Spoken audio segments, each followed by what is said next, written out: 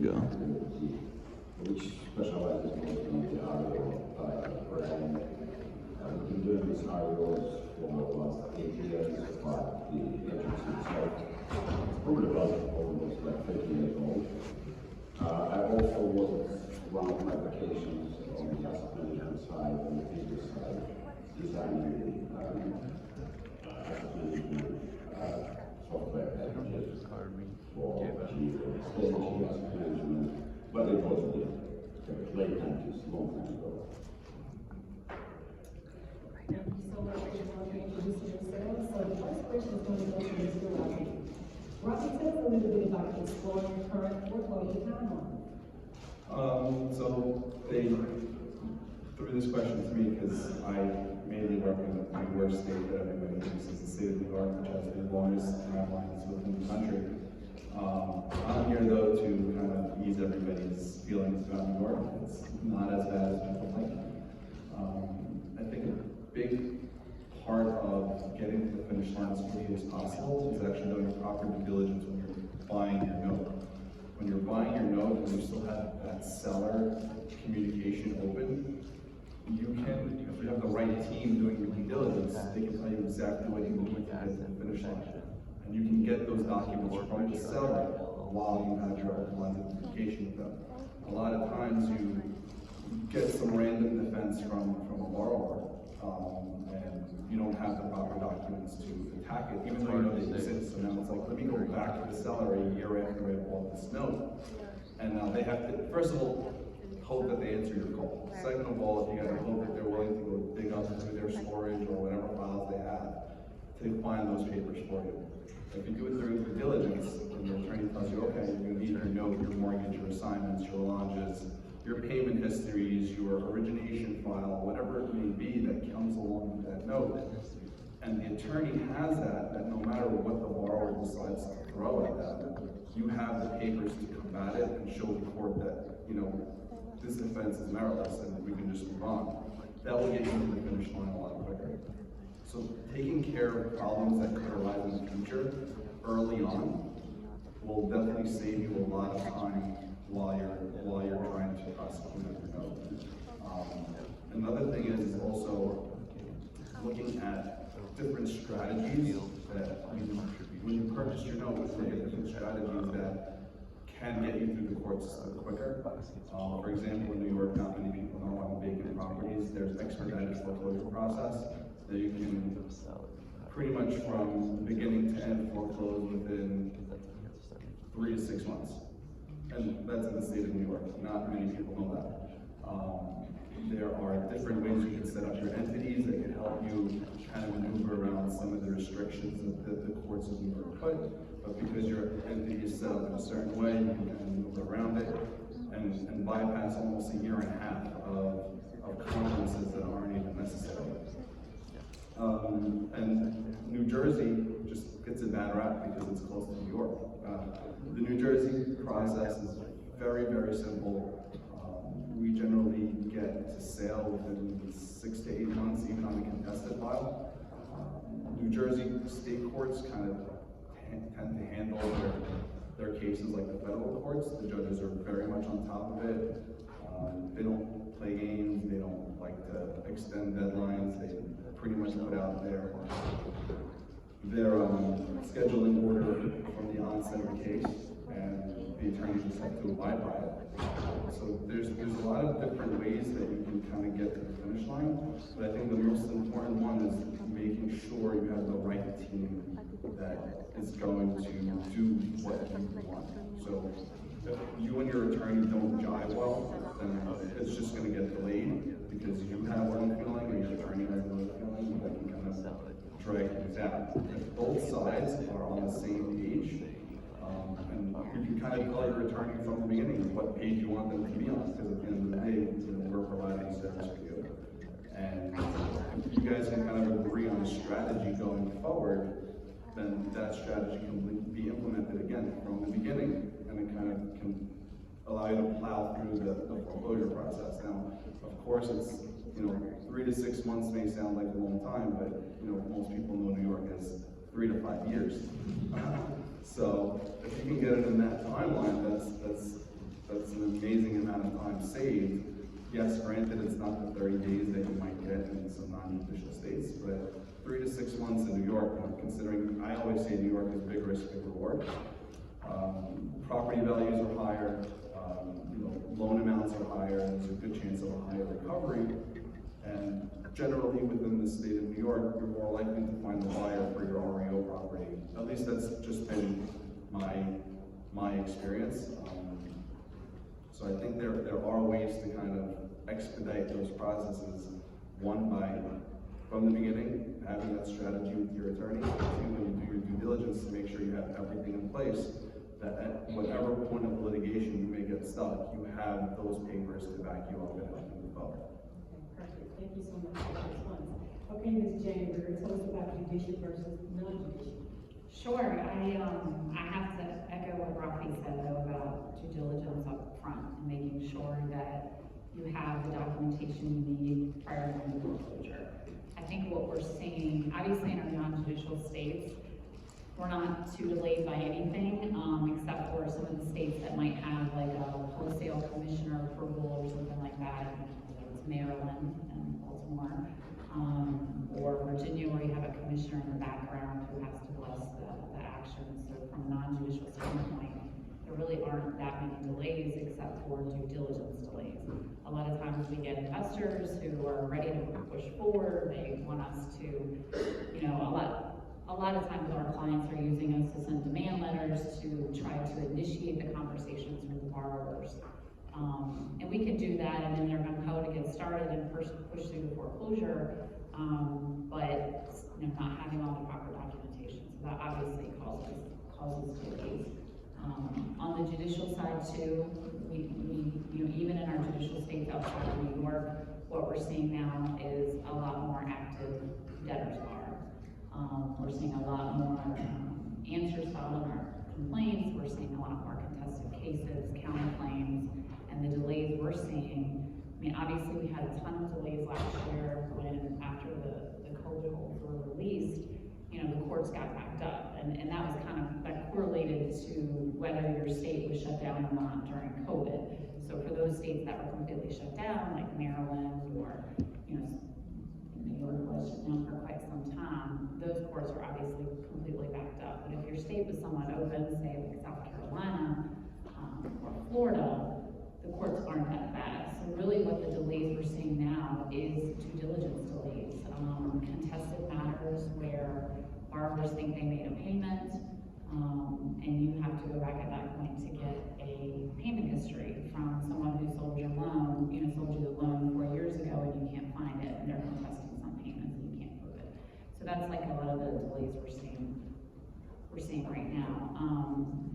We're seeing a lot more for those courts or judges or counties that were very debtor friendly in the beginning. They're even more so now. With all the HAP funds and the assistance out there, CARES Act, whatever it might be, the courts are getting very, very debtor friendly, very borrower friendly, giving as much time as needed. All they have to do is show up in court, and the courts are usually going to give them extensions, whatever they need. Thank you so much, Ms. Jane. So Mr. Michael. Well, my background is in law, tax law, civil law, real estate broker, mortgage broker, and I haven't had any real problems in buying any of those that I dealt with. My biggest deal in the last 10 years, because I've been around doing this stuff since 1974, when I was in diapers, and it came with a private life situation that I had to deal with Vatican excommunications. But in any event, when there was a merger between Premier Pacific and a couple of smaller banks in Tucson, Arizona, if you dealt in this, you'll find that the big bank says, I don't want this, I don't want this, I don't want this, I'll take these. And so I got to talk to the guy who was liquidating the ones that the merchant bank didn't want. And so I bought those at very, very nice discounts. And what I found was that what these guys want to see is show me a letter of credit, a balance sheet, or something where you have the cash to do your deal. We don't want to talk to you on theory. Here's a $5 million bank balance sheet, or a bank statement. Okay, we'll open up the doors and we'll show you what we have. That was a primary issue that they wanted, because there's the broker, and the investors someplace in Singapore, and they just go away, show me your principal, and you can do the deal. When I got those loans at substantial discounts, I then went to those borrowers who were petrified that they're going to get foreclosed. And I got unsecured credit lines for like a $100,000 credit line for $5,000. I got secured debt, and I would meet with them and I'd say, this is what I'm going to do. I'm going to merge these two. I'm going to cut your payment from $2,500 a month to $1,500 a month. I'm going to do whatever it takes. I'm going to extend it out. I'm going to maneuver the interest rate, and I want them to look at me as their friend. And as their friend, I'm not adverse to them. Then I give them tax advice, how to help them in their business or whatever, and all of a sudden it's, okay, we're friends. Payments start coming. I've been syndicated out in my PPM to my investors, and I service this and I do in my PPM. And do you guys know what a PPM is?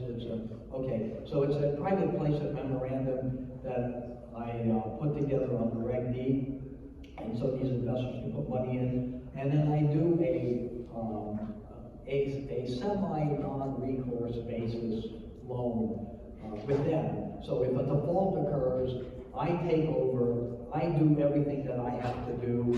I keep all the late fees, the default interest and whatnot, and I make the payment to my investor. Then when it reinstates, I get all that back, so I make premium. I'm looking at setting up a mortgage insurance company for private loans, like Fannie Mae and Ginnie Mae has it. I haven't found anybody that does this. Can you imagine a private mortgage insurance company, and you can do it based on a good LTV, maybe the top 25% of your debt, 50% to 25% above that, and that's a different story. But having the ability to negotiate tax law and credit arrangements with your borrowers, it worked out really, really well.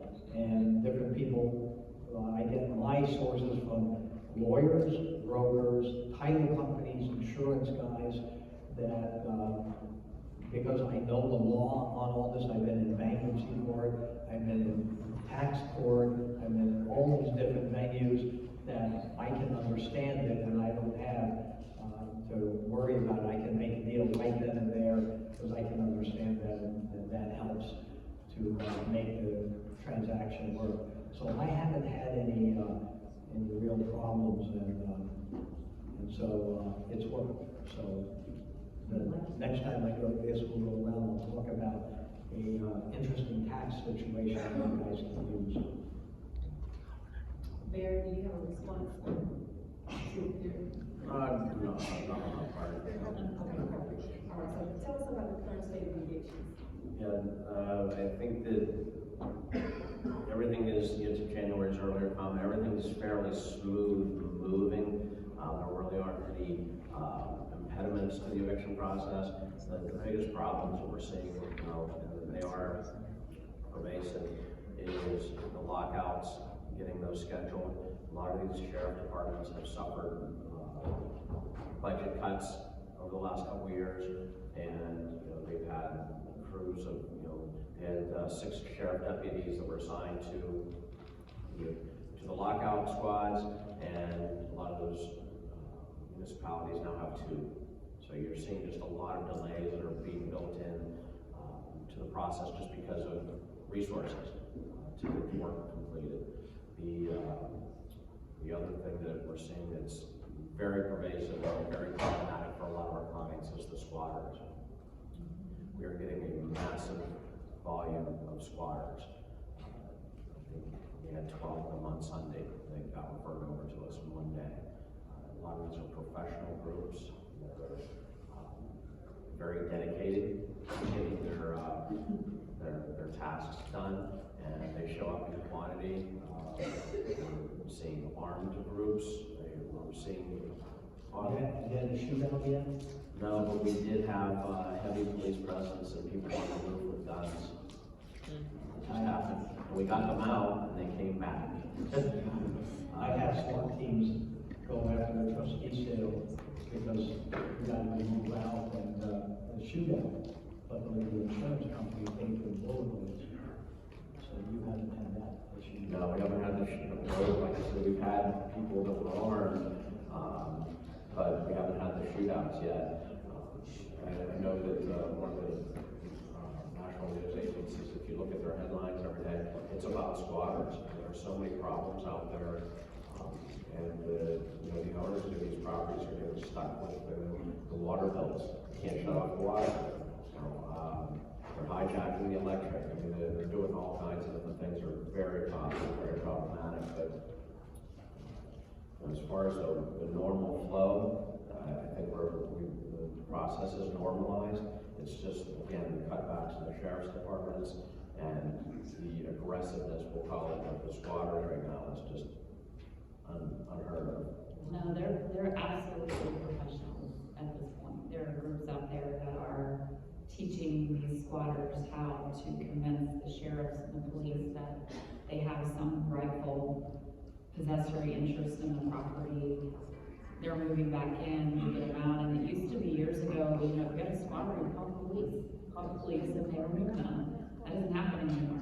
The sheriff's not gonna remove, the cops are not gonna remove these squatters. You have to go through an eviction process in most of our states. And like Barry said, with the delays with the sheriffs, and I think in Alabama right now, in Birmingham, the sheriff is 6 months out for lockout dates. And that's, you get your writ from the court, from the judge, but you can't get the sheriff to schedule a lockout, even if you offer to bring the crew there. Some sheriffs arrange their own crews, some they want you to arrange their crews. They're just not. Have you guys talked about paying some of these people off to go away? Cash fees, we're aggressive, pushing our clients to go that route. The problem is, to January's earlier point, these people are educated. I'm gonna move out for $1,500. You're not 12 years ago, during the Great Recession, you could have gotten away with that. People didn't really understand. I mean, I ran the fall back in the mid-90s for a small company out of Pittsburgh, and every once in a while you get an envelope with a jingle, and you knew what was in it, it's keys, and you find, I can't pay anymore. You pull up a loan, and they were current, and they just couldn't pay. That's what people thought. A lot of people thought. That is gone. Now it's, well, I know what my rights are. I know how long I can sit in here, and so it's a totally different dynamic at this point. Yeah, I have a unique situation. A house in Long Island for 8.5 years old. The owners moved out pretty quickly, but they had like a tenant. They rented a room for a single mom with a kid. I don't know if she paid them or not, but they moved out. She didn't. And now everything's kind of came to a halt. Single mom with a kid. The asset actually changed hands already 3 times in different owners. She still lives there. And we are paying for heat. She takes care of electricity. So that's a plus. And some landscaping. And finally, a couple of days ago, she agreed for CFK for $6.5 grand to move out in 3 months. And concerning evictions, I still have probably about 10 assets of Freddie Mac and EA, which are still in eviction for pre-COVID time. Most of them in New York City and in Long Island. It's absolutely unbelievable situation. The cash cash for keys, you have to be very aggressive if you're gonna go that route. These people are expecting a big check, and I was talking about it with people on the show. There have been some really big checks, $50,000 type checks written. So evidently you're paying for your asset, X dollars plus the move out money, and if your profit is still here, that's the cost. I'll tell the situation that I had. I bought a note on an apartment complex from the RTC that had a good discount, but it was tied up in bankruptcy. And this litigation was going on for 5 years. And when I bought the note, I met with the owner and I said, what will it take for you to move out? That I let it go. He says, well, here's my problem. I have mortgage over basis. So the debt is here, my basis is here. If I lose this property, I'm gonna have a taxable event. My investors are then gonna sue me for securities fraud because they have to pay the tax and get no money. Are you familiar with that situation? When you have, when you sell property, when you have a mortgage higher than the value of the property, this is a taxable gain. This is income tax to you, ordinary income under 1099. Then I have a guarantee, he says, and my wife will have me executed if the guarantees exercised and they come in my house and take my art and my piano and my car and whatever. I said, here's the deal I'm gonna make. I'm gonna buy your property in this entity for your basis. No gain, no loss recognized. I'm going to rip up your guarantee. Will you now release the bankruptcy? My attorney and my CPA say what you're doing will work. You got a deal. They confirmed it. I got the deal. Of course, my pension plan wanted to know, so I wouldn't have any tax liability when I cleaned it up. So I moved him off with the note and his investors over here, no taxable event. I then had the property now subject only to my first. I took title in another one of my entities, so my pension plan and another entity, I merged them together, and then I cleaned it, fixed it, renovated it. Of course, my pension plan foreclosed myself out, because I had to sue myself. And then I sold it, made my profit in my plan, distributed to my investors, their cut, and with the other guys, I then said, now what we can do is, you sell your stock, you have a problem where you're making money here, or you're losing money here on your stock portfolio, I will reduce your debt here to offset your gain, and you have no tax. And these guys were all thrilled with that, and some of them became investors with me that were investors in this apartment syndication. So how do you figure out how to make everybody happy with you rather than angry at you? And tax law is the magic elixir that I would say to use. And I'll tell you another story about that when the time comes, if I can wait to get done. Just going to the cash for keys portion, a lot of times what you can do is during the foreclosure, there are some ways, a lot of the mortgages allow for you to appoint a rent receiver. Now it is another step and another motion that you're gonna have to make to the court, but getting another party involved that's appointed by the court may look favorable. It may be favorable for the owner of the note, because now at this point, it's not you telling the judge, hey, they're not paying you rent or they're not getting out. It's the guy who's appointed by the judge telling the judge, hey, these guys are in there, they're not paying rent, they need to get out. And a lot of times having that additional authority that's coming from the court, asking for the rent or asking for them to leave, might work a little bit. Now, granted, Michael's strategy does work sometimes. It is better to be nice than to be aggressive, but a lot of times you just need to make sure that you're lining up to get to the finish line, because at the end of the day, it's a dollars and cents game. Nobody's really in the business to make friends. You don't really care if these tenants like you or not at the end of the day. At the end of the day, you have investors and you need to give them a return on the money. Also, another thing is again, always try to take care of problems from the beginning. If you're gonna do a cash for keys deal, generally what happens is, oh, I need 90 days to move out. On that 85th day, they're gonna call you up and say, hey, I need more time. So never front all the money in the beginning. Generally give us a portion in the beginning to kind of show them, hey, I'm